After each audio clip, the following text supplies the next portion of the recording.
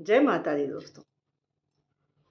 जब भगवान विष्णु ने शिव जी को संकट से निकाला, आइए हम एक छोटी सी कहानी आपको सुनाते हैं। भगवान भोलेनाथ तो आप सभी जानते हैं, वो कितने मन के भोले, कितनी जल्दी प्रसन्न होने वाले प्रभु हैं। एक गजेंद्र नामक राक्षस था। उसने भगवान शंकर की बड़ी उपासना करी, तप किया और उसके तप से प्रसन्न होकर भगवान शंकर प्रकट हुए और गजेंद्र को बोला कि हम तुम्हारे तप से हम प्रसन्न हैं, अब जो चाहो हमसे वर मांग लो।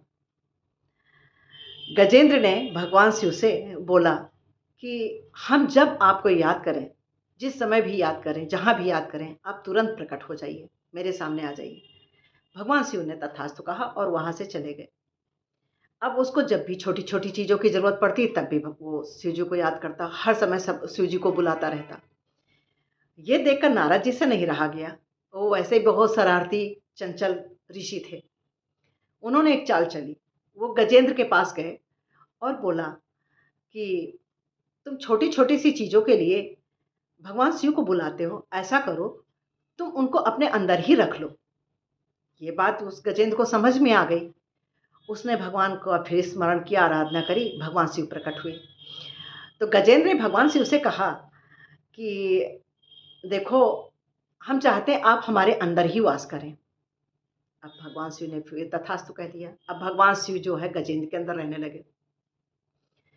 अब वो कैलाश पर्वत पे ब्रह्मांड में कहीं शिव जी कभी देवी देवताओं को कहीं मिल ही नहीं रहे थे, दिख ही नहीं रहे थे। अब देवी देवता बड़ी खोज में लगे कि शिव जी कहाँ गए, कहीं उनका कोई अता पता ही नहीं।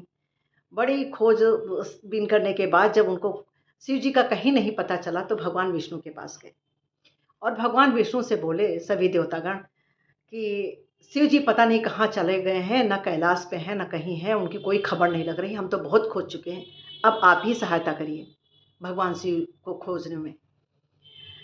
भगवान विष्णु ने ध्यान किया तो उन्हें पता चला कि वो तो गजेंद्र के अंदर है। तो उन्होंने देवताओं को युक्ति बताई।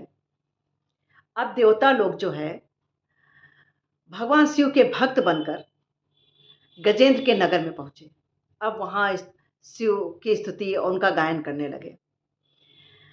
जब ये गजेंद्र ने देखा कि सब यहाँ शिव भक्त आए हुए हैं और शिव की स्तुति में कर रहे हैं, तो उन्होंने अपने दरबार में उन शिव भक्तों को बुला लिया और कहा मेरे दरबार में आप लोग नाच और गायन करिए, शिव की आराधना करिए। अब वो जितने देवतागण थे बहुत भगवान की शिव स्तुति, आराधना, नृत्य सब करने लगे। अब शिव जी तो गजेंद्र के अंदर बैठे थे।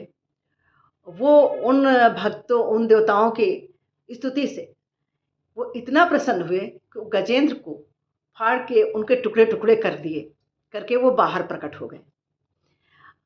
जैसे ही उन्होंने विष्णु भगवान ने शिव जी को देखा तो मुस्कुराने लगे और सभी देवतागण शिव जी की जय बोलने लगे।